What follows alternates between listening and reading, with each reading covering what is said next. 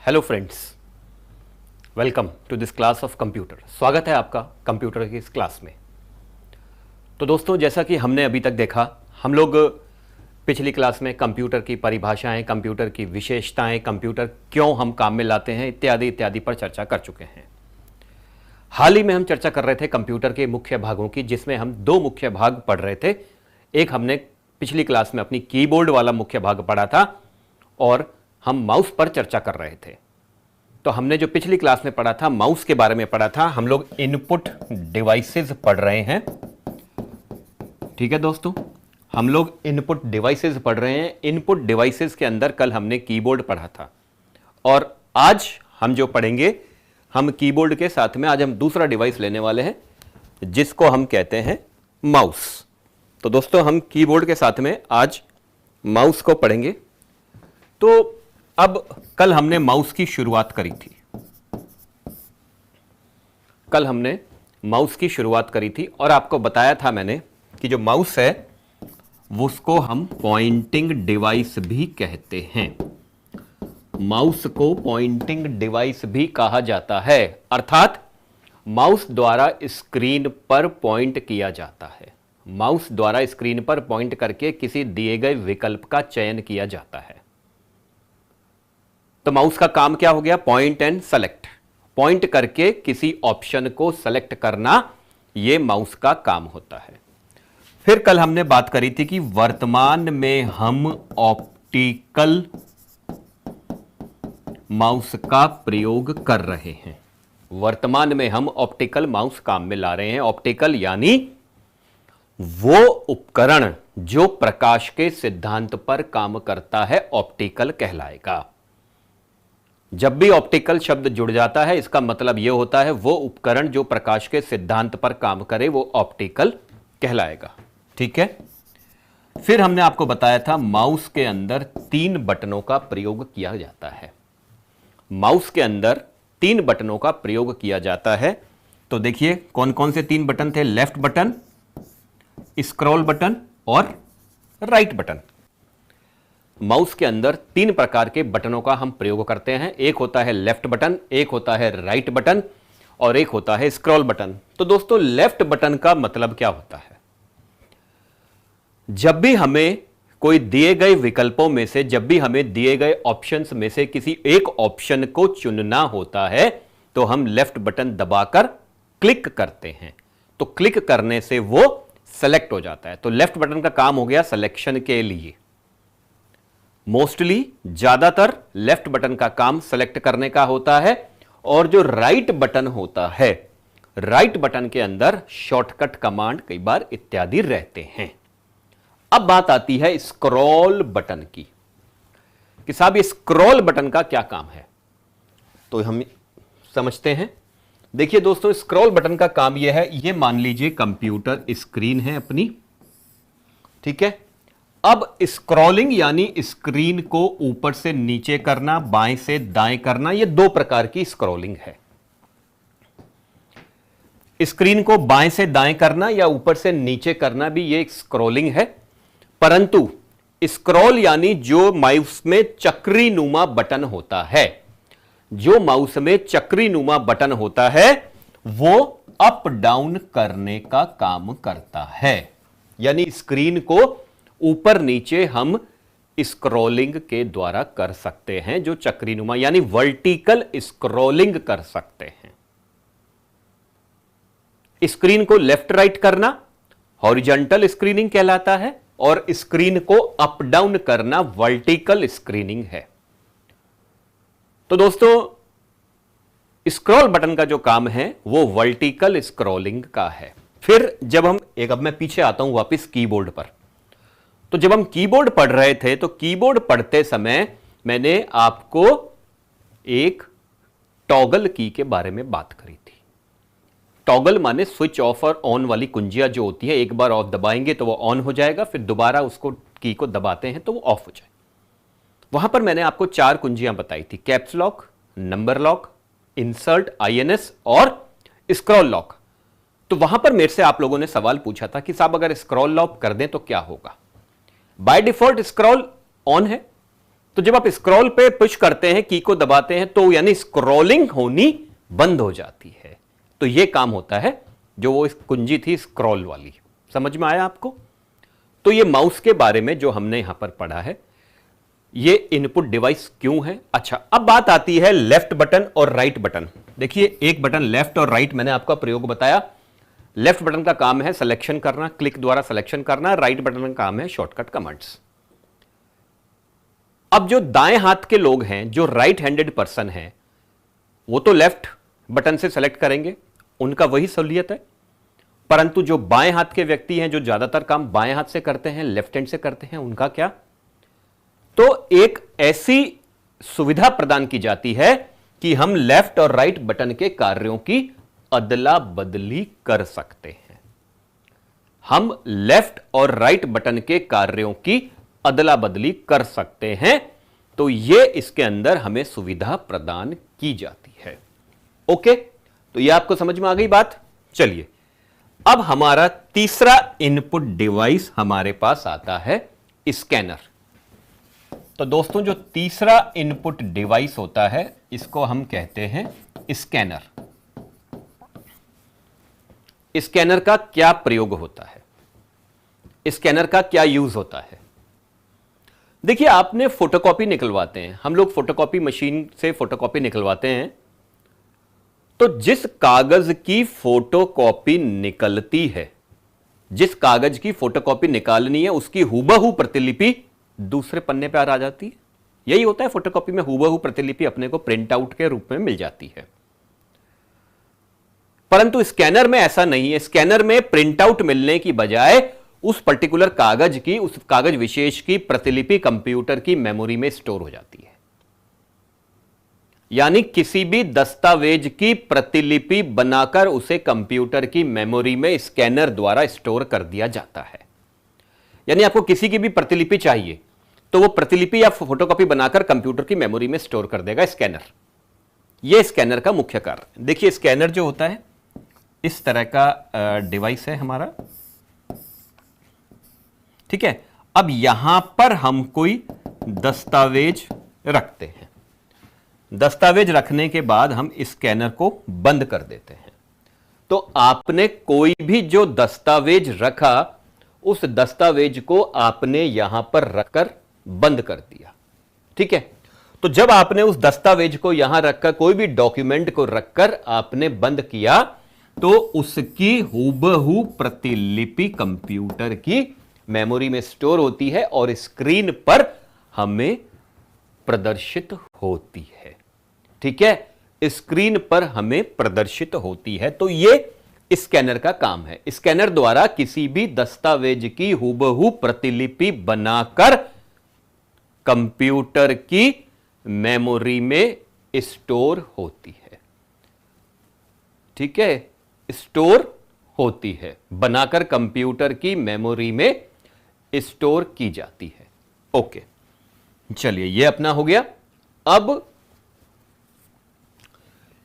Scanner के अंदर हम मुख्य रूप से दो फॉर्मेट की फाइल बना सकते हैं। स्कैनर के अंदर, स्कैनर द्वारा, या मैं यूं कहूं, स्कैनर द्वारा हम मुख्य रूप से दो फॉर्मेट की फाइल बना सकते हैं। देखिए, कौन सी प्रकार की? देखिए, एक प्रकार की फाइल होती है जिसको कहा जाता है जेपीईजी फाइल। एक प्रकार का जो फाइल फॉर्मेट होता है, जो स्कैनर द्वारा हम निर्माण कर सकते हैं, वो कहलाता है जेपीईजी। इसका पूरा नाम होता है joint picture expert group, JPEG. देखिए दोस्तों, एक फॉर्मेट होता है JPEG format, joint picture expert group. अर्थात जो भी चित्र इत्यादि होते हैं, अगर उनको हम स्कैनिंग करते हैं, जो भी चित्र इत्यादि होते हैं, यदि उनकी हम स्कैनिंग करते हैं, तो उनके लिए हमें विकल्प पूछ लेता है जब भी हम स्कैन करते हैं कि आप जेपीजी फॉर्मेट में स्टोर करना चाहते हैं या दूसरा पीडीएफ फॉर्मेट में। तो जो भी चित्र इत्यादि होते हैं वो जेपीजी फॉर्मेट में स्टोर होता है, और कोई भी डॉक्यूमेंट यदि होता है वो हमारा पीडीएफ फॉर्मेट के अंदर स्टोर होता है। पीडीएफ फॉर्मेट में स्टोर होता है और पीडीएफ का पूरा नाम होता है पोर्टेबल डॉक्यूमेंट फॉर्मेट। तो पीडीएफ का पूरा नाम होता है पोर्टेबल डॉक्यूमेंट फॉर्मेट। तो दोस्तों मैंने आपको बताया कि स्कैनर का काम क्या है। स्कैनर का काम क्या है? स्कैनर किसी भी दस्तावेज की हूबहू प्रतिलिपि बनाकर कंप्यूटर की मेमोरी में स्टोर करता है। फाइन। अब दो तरह के फॉर्मेट में स्टोर कर सकता है। एक है JPG, JPG joint picture expert group, यानी कोई भी चित्र इत्यादि, इमेज इत्यादि उसके स्कैनिंग करनी है तो वो जेपीजी फॉर्मेट में होगा। और दूसरा अपने पास है PDF format. PDF format portable document format, अर्थात कोई भी अगर हमें फॉर्मेटिंग कोई भी हमें डॉक्यूमेंट करना है तो वो अपना पीडीएफ फॉर्मेट में होगा। बात समझ में आई आपको? कई बार जब आप ऑनलाइन फॉर्म भरते हैं तो आपको कहा जाता है अपनी फोटो और सिग्नेचर, अपनी फोटो और हस्ताक्षर अपलोड करो।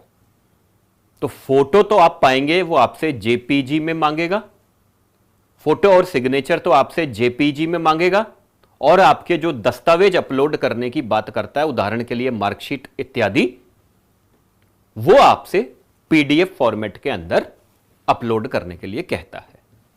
ठीक है दोस्तों, तो ये स्कैनर के बारे में था। तो ये हमारा तीसरा इनपुट डिवाइस है जिसको हम स्कैनर कहते हैं। अब हम हमारे अगले इनपुट डिवाइसेस की ओर बढ़ते हैं जो कि स्कैनिंग के द्वारा ही काम करते हैं परंतु स्कैनिंग प्रकृति के नहीं होते। जो कि स्कैनिंग के द्वारा ही काम करते हैं परंतु स्कैनिंग प्रकृति के नहीं, स्कैनर नहीं होते। तो कौन कौन से ऐसे डिवाइसेस हैं? तो देखिए, सबसे पहला एक डिवाइस आता है बीसीआर। दूसरे प्रकार का डिवाइस हमारे पास आता है एमआईसीआर, और तीसरे प्रकार का डिवाइस हमारे पास आता है ओएमआर। ठीक है, तो ये तीन प्रकार के उपकरण हैं। तो बीसीआर का पूरा नाम होता है बार कोड रीडर। पहले हम लेते हैं बीसीआर के बारे में। पहले हम लोग बारकोड रीडर के बारे में पढ़ते हैं। तो बारकोड रीडर, बीसीआर का दोस्तों पूरा नाम होता है बारकोड रीडर। अब देखिए, बड़े आराम से समझिए, बीसीआर बारकोड रीडर अर्थात वो रीडर, अर्थात वो उपकरण जो बारकोड को पढ़ सके। बारकोड रीडर जो बारकोड को पढ़ सके, वो उपकरण जो बारकोड को पढ़े, वो रीडर जो बारकोड को पढ़े, तो वो अपना कहलाते हैं बारकोड रीडर। अब बात आती है कि ये बारकोड क्या होता है। ठीक है, अब ये बात आती है कि बारकोड क्या होता है। तो आपने देखा होगा दोस्तों, आप बाजार जाते हैं, कहीं भी जाते हैं, तो विभिन्न वस्तुओं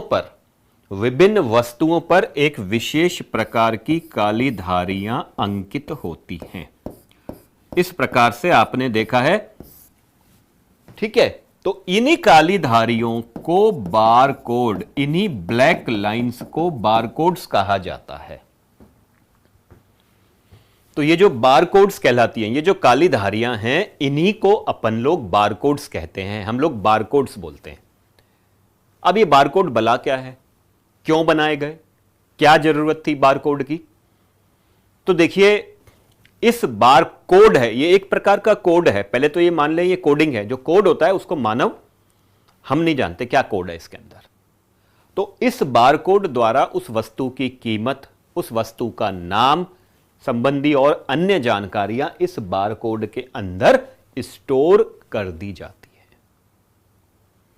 बारकोड के अंदर उस वस्तु की कीमत, उस वस्तु से संबंधित अन्य जानकारियां इस बारकोड में स्टोर है। तब आप देखते हैं, जब आप किसी दुकान पे जाते हैं, दुकानदार के हाथ में एक छोटा सा उपकरण होता है जिसको बारकोड रीडर कहा जाता है। ठीक है, तो जो वो बारकोड रीडर होता है, वो बारकोड रीडर जैसे ही वो इसके ऊपर रखता है तो उस वस्तु का नाम और उसकी कीमत कंप्यूटर की स्क्रीन पर आ जाती है। तो ये काम होता है बारकोड रीडर का।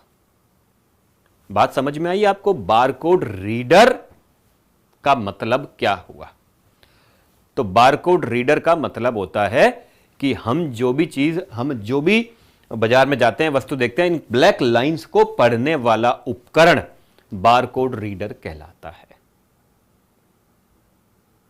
आपने देखा होगा, आप किसी भी दुकान में जाते हैं, वो इस बार कोड के ऊपर एक उपकरण रखता है और वो इसके अंदर दिखाई दे जाता है। ठीक है, ओके। अब बात आती है MICR की। MICR का पूरा नाम होता है magnetic ink character reader. Magnetic ink character reader अर्थात मैग्नेटिक इंक कैरेक्टर रीडर या रिकॉग्नाइजेशन भी कहते हैं कई दफा, मैग्नेटिक इंक कैरेक्टर रिकॉग्नाइजेशन, या इसका मतलब है magnetic ink character reader. Okay, तो इसका काम कहां पे होता है? तो देखिए, बैंकों में आपने चेकबुक देखे होंगे, बैंक के आपने चेक देखे हैं। ठीक है, बैंक के अंदर चेक इशू होते हैं चेक के पैसे निकालने के लिए। तो वहां पर आप देखेंगे चेक के नीचे, दोबारा बना देता हूं मैं इसको, यहां पर मान लीजिए ये अपना चेक है, तो आप पाएंगे चेक के नीचे की तरफ एक विशेष आकृति में कुछ नंबर लिखे रहते हैं। चेक के नीचे की तरफ एक विशेष आकृति में कुछ नंबर लिखे रहते हैं। तो वो जो नंबर होते हैं, ये जो चेक नंबर हैं, जिसको हम चेक नंबर कहते हैं, ये जो चेक नंबर हैं, ये एक विशेष प्रकार की स्याही से लिखे जाते हैं। वो जो स्याही होती है वो चुंबकीय स्याही से लिखे जाते हैं। अब ये जो चेक नंबर है, ये जो चेक नंबर लिखे गए हैं, बैंकों में जो चेक होते हैं, जो चेकबुक होती है, उस चेक में आप नीचे की तरफ देखेंगे तो एक विशेष आकृति में एक नंबर होते हैं। तो ये जो नंबर होते हैं, ये विशेष प्रकार की एक स्याही होती है, चुंबकीय स्याही। तो ये चुंबकीय स्याही से लिखे जाते हैं, अर्थात मैग्नेटिक इंक से नंबर लिखे जाते हैं। तो अब चूंकि ये चेक नंबर मैग्नेटिक इंक से लिखे गए हैं, तो इसलिए इनको पढ़ने वाला उपकरण भी, मैग्नेटिक इंक को पढ़ने वाला उपकरण क्या हुआ? रीडर, अर्थात मैग्नेटिक इंक कैरेक्टर रीडर कहलाया। बात समझ में आई आपको? Magnetic ink character reader. देखिए, क्यों आवश्यकता पड़ी हमें इसको चुंबकीय स्याही से चेक नंबर लिखने की? हमारे लिए जानने वाली बात यह है कि हमें क्यों आवश्यकता पड़ी कि चुंबकीय स्याही से हम मैग्नेटिक इंक से हम चेक नंबर लिख रहे हैं। देखिए, बैंक एक ऐसी संस्था है जहां पर आपने पाया होगा सारा काम ऑटोमेटिक हो गया, स्वचालित हो रहा है। सारा काम ऑटोमेटिक, आप पैसे निकाल सकते हैं, पैसे जमा करा सकते हैं, अपनी डायरी पासबुक में आप एंट्री करवा सकते हैं, सब ऑटोमेटिक। तो देखिए, बैंक में आप जानते हैं दिन के प्रतिदिन सैकड़ों प्रिंट आते हैं, सैकड़ों चेक आते हैं। अब उस प्रत्येक का चेक नंबर यदि बैंक कर्मी द्वारा एंटर किया जाता है, तो ऐसी संभावना बनती है कि त्रुटि हो जाए चेक नंबर की। और बैंकों में एक छोटी सी त्रुटि होना मतलब बहुत भारी पड़ना होता है। तो इसलिए यह निर्धारित हुआ कि बैंक में जो चेक है वो चुंबकीय स्याही से उसके नंबर लिखे जाएंगे और उसको पढ़ने के लिए MICR नाम का उपकरण होता है, और उससे डायरेक्ट चेक नंबर के ऊपर वो उपकरण रखते हैं और वो नंबर अपने आप कंप्यूटर के अंदर चला जाता है। ठीक है, तो आपने सुना होगा बैंकों में लिखा रहता है केवल माइकर चेक ही मान्य हैं। माइकर MICR, माइकर MICR, केवल माइकर चेक ही मान्य हैं। समझ में आई बात आपको? ये बैंकों के अंदर ये लिखा रहता है कि केवल माइकर चेक ही मान्य। तो माइकर का MICR, magnetic ink character reader. Okay, clear है आपको? Magnetic ink character reader. तो ये अभी हम क्या पढ़ रहे हैं? अभी हम लोग इनपुट डिवाइसेस पढ़ रहे हैं। अभी हम लोग इनपुट डिवाइसेस पढ़ रहे हैं, और इनपुट डिवाइसेस के अंदर हमने कीबोर्ड पढ़ा, माउस पढ़ा, स्कैनर पढ़ा, BCR पढ़ा, और अब ये हमने MICR के बारे में पढ़ा। ओके, नाउ नेक्स्ट हमारे पास आता है OMR, और OMR का पूरा नाम है optical mark reader. Optical mark reader क्या होता है? अब इसका क्या मतलब होता है? What is optical mark reader? कहां पे काम आता है ऑप्टिकल मार्क रीडर? देखिए, जो प्रतियोगी परीक्षाएं होती हैं उसमें जो ऑफलाइन प्रतियोगी परीक्षाएं होती हैं उसमें उत्तर देने के लिए हमें इस तरह के विकल्प, 4 विकल्प दिए जाते हैं। 4 वृत्त या सर्किल या गोले दिए रहते हैं, ठीक है। तो जो भी अभ्यर्थी समझता है कि यह सही उत्तर है, जो भी अभ्यर्थी समझता है कि यह सही उत्तर है, मान लीजिए पहले प्रश्न का उसको लगा सही उत्तर बी है, तो उसने बी वाले वृत्त को, बी वाले गोले को, बी वाले सर्किल को गहरा कर दिया, काला कर दिया। तो अभ्यर्थी द्वारा गहरा काला किया गया गोला उत्तर ही ऑप्टिकल मार्क कहलाता है। इसी को अपन ऑप्टिकल मार्क कहते हैं। अब आप ये पाएंगे, मान लीजिए इस तरह से उसने ऐसे उत्तर दे दिया। अब ये अपनी OMR शीट उसने भर दी, यानी जो भी उसने उत्तर दिया प्रत्येक उत्तर ऑप्टिकल मार्क कहलाएगा। अब ऐसी लाखों लोग प्रतियोगी परीक्षाओं में बैठते हैं, तो ऐसी लाखों OMR जंचने के लिए आती है। मानव द्वारा जांचा जाएगा तो बहुत समय लग जाता है, तो इसलिए क्या किया जाता है, इन ऑप्टिकल मार्क को, जो अभ्यर्थी द्वारा अंकित काले किए गए उत्तर होते हैं, उनको पढ़ने के लिए ऑप्टिकल मार्क रीडर का प्रयोग होता है। उनको पढ़ने के लिए ऑप्टिकल मार्क रीडर का प्रयोग होता है। समझ में बात आई आपके? OMR का क्या प्रयोग है?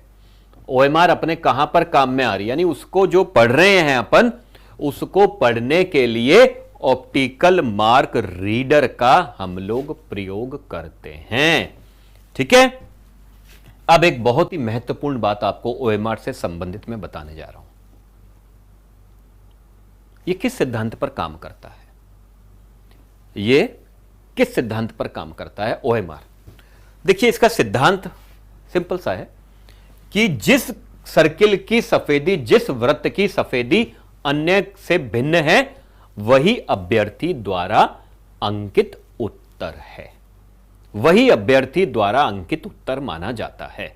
मान लीजिए अब ये 3 व्हाइट थे, ये एक काला था, तो मतलब इसका यह है कि यही इसका उत्तर है। ओके, चलिए, यह हो गया ऑप्टिकल मार्क रीडर। अब इसी श्रेणी में मैंने जो आपको बताया था कि हमें इनपुट डिवाइसेस में क्या क्या पढ़ना है, तो उसी श्रेणी में हमारे पास एक और कोड पहले समझाता हूं। QR कोड को हम लेते हैं और फिर हम देखेंगे QR स्कैनर, कि QR स्कैनर क्या होता है, ठीक है दोस्तों। तो QR कोड का मतलब है क्विक रेस्पॉन्स कोड। तो QR कोड का मतलब होता है दोस्तों क्विक रेस्पॉन्स कोड। कैसा होता है? देखिए, एक छोटे से वर्ग के अंदर अति सूक्ष्म बिंदुओं द्वारा प्रदर्शित किया जाता है। आपने पहले बारकोड देखा था, आपने पहले बारकोड देखा था, और बारकोड के बाद में, क्योंकि वो भी एक प्रकार का कोड था, और उसी प्रकार से यहां पर दूसरा कोड आता है QR कोड, जिसको हम कहते हैं क्विक रेस्पॉन्स कोड। आधार कार्ड यदि आप देखेंगे तो उसमें बारकोड भी पाएंगे और उसमें QR कोड भी पाएंगे। देखिए, QR कोड का मतलब क्विक रीडर नहीं, क्विक रेस्पॉन्स कोड है। ध्यान रखिएगा, क्विक रेस्पॉन्स।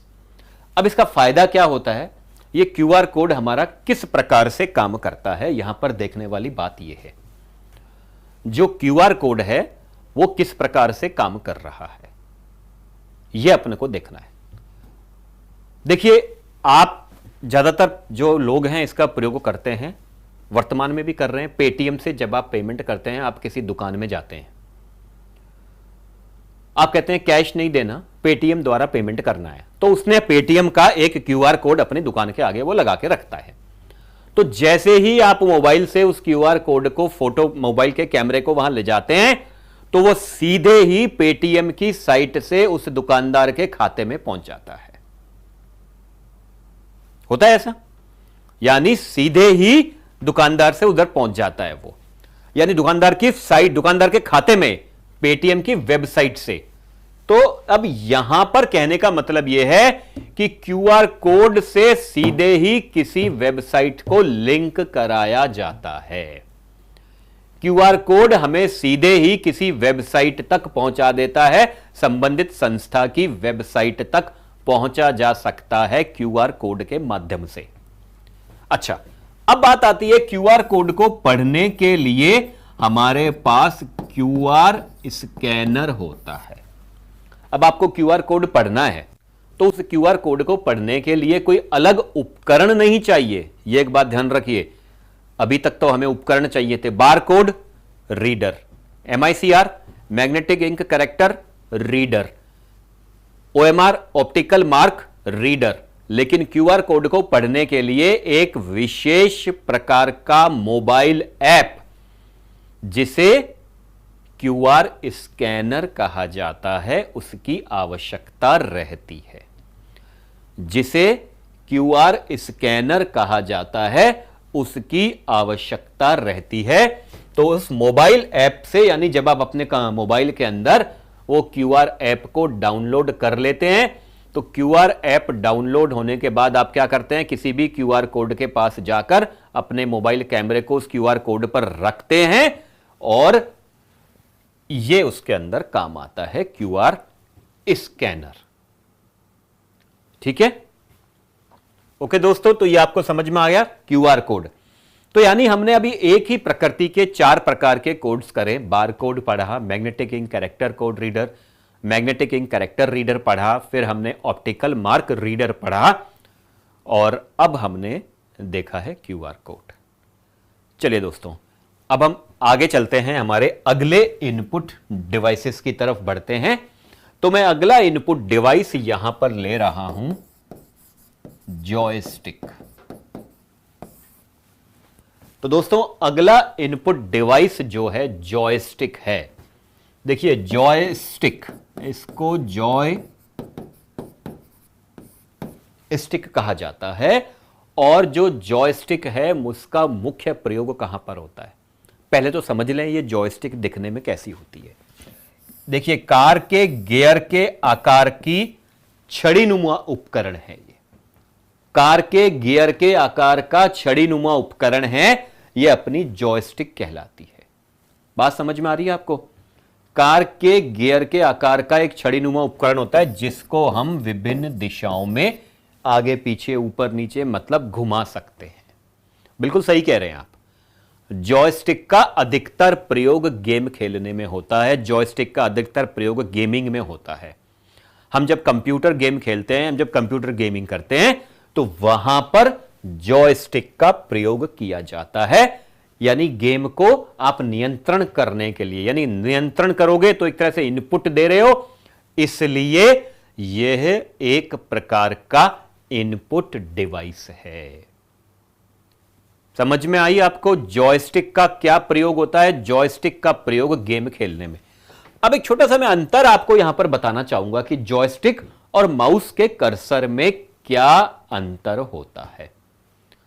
ठीक है, जॉयस्टिक और माउस में क्या अंतर होता है। देखिए माउस में क्या होता है, मान लीजिए ये अपना एक कर्सर है, तो माउस को जितनी दूर आप स्क्रीन पर चलाएंगे कर्सर उतना ही आगे जाएगा।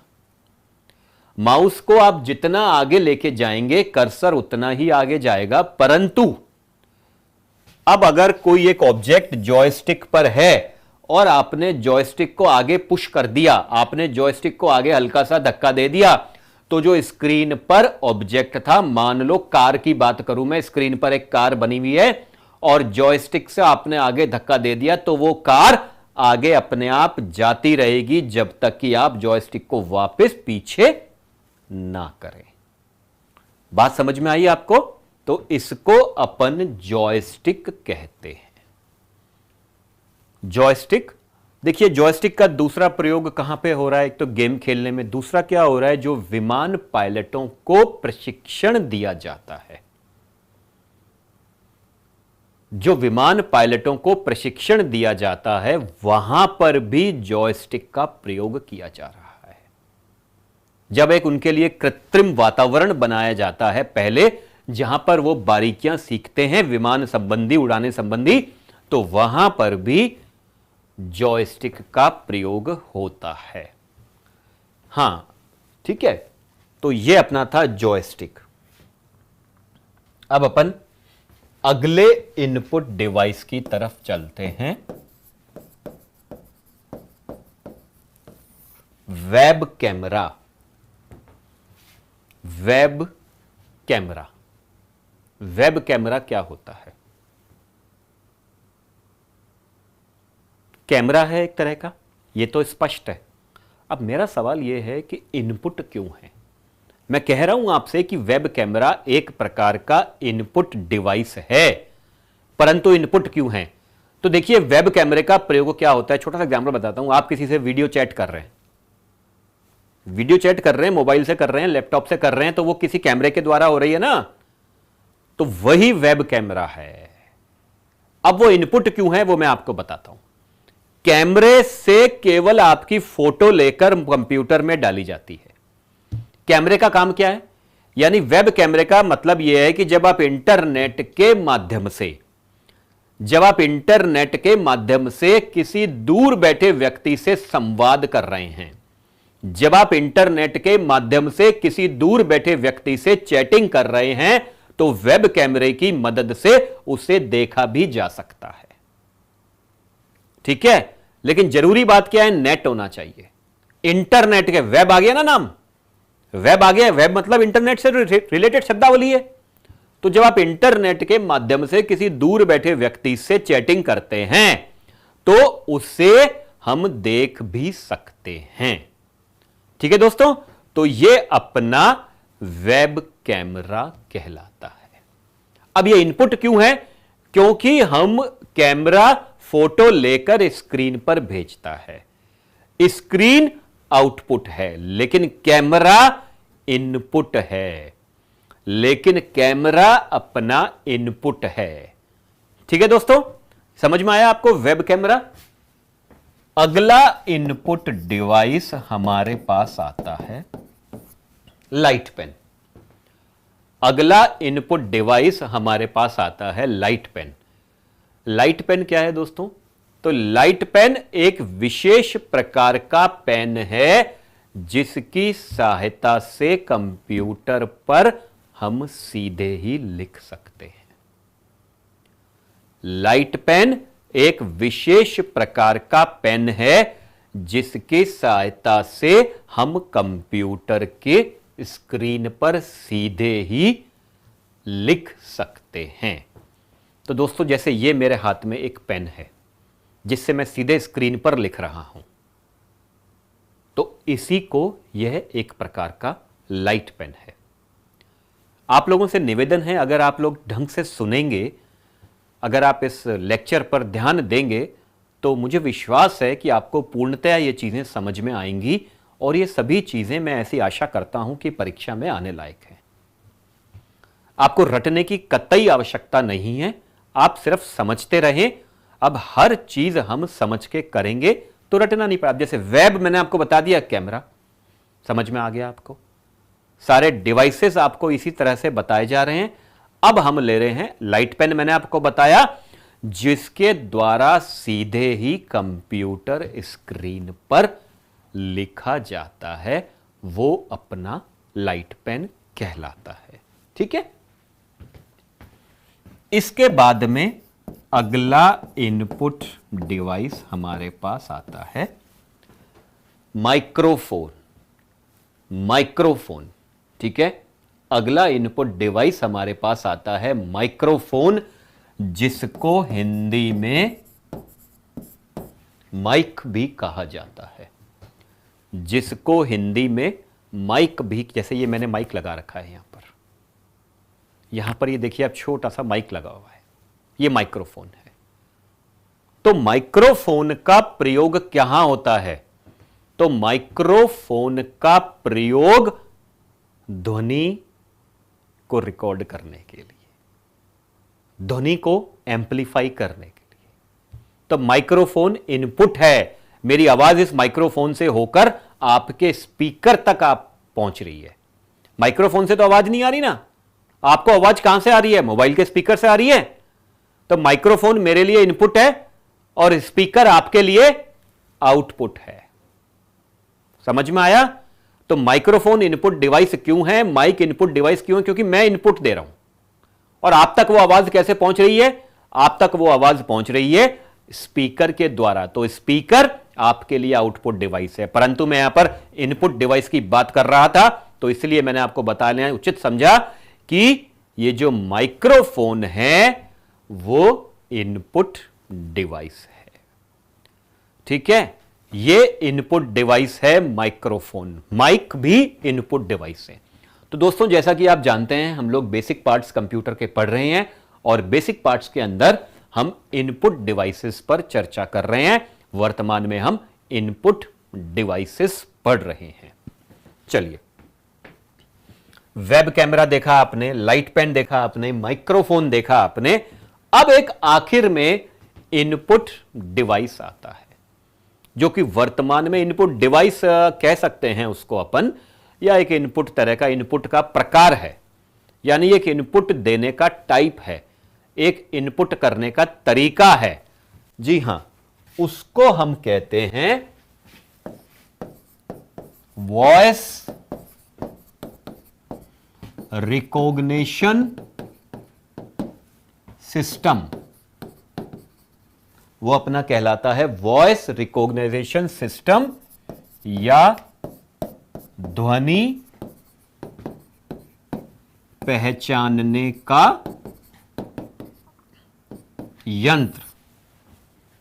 वॉइस रिकॉग्नाइजेशन सिस्टम, या जिसको कहा जाता है ध्वनि पहचानने का यंत्र। अब इसमें क्या होता है वॉइस सिस्टम में, वॉइस रिकॉग्नाइजेशन सिस्टम में ये किस प्रकार से काम करता है? अभी तक हम जो भी टाइपिंग कर रहे थे, हमने पढ़ा हम कौन से इनपुट डिवाइसेस से कर रहे थे। हम जो भी टाइपिंग का काम कर रहे थे वो समस्त टाइपिंग का काम हमारे कीबोर्ड के माध्यम से कर रहे थे, परंतु इस तरीके से वॉइस रिकॉग्नाइजेशन सिस्टम के द्वारा अब हम सीधे बोलकर भी टाइप कर सकते हैं। गूगल द्वारा विकसित किया गया यह सिस्टम सर्वप्रथम। हम बोलकर भी कमांड दे सकते हैं। जैसे व्हाट्सएप आप लोग प्रयोग करते हैं तो नीचे एक सुविधा आपको दी जाती है, माइक बना होता है, उसमें आप माइक को दबाएंगे तो वो आप कहेगा टाइप करो, तो वहां पर आप बोलकर भी टाइप कर सकते हैं। बात समझ में आई आपको? तो ध्वनि पहचानने का यंत्र यह भी एक प्रकार का इनपुट डिवाइस है।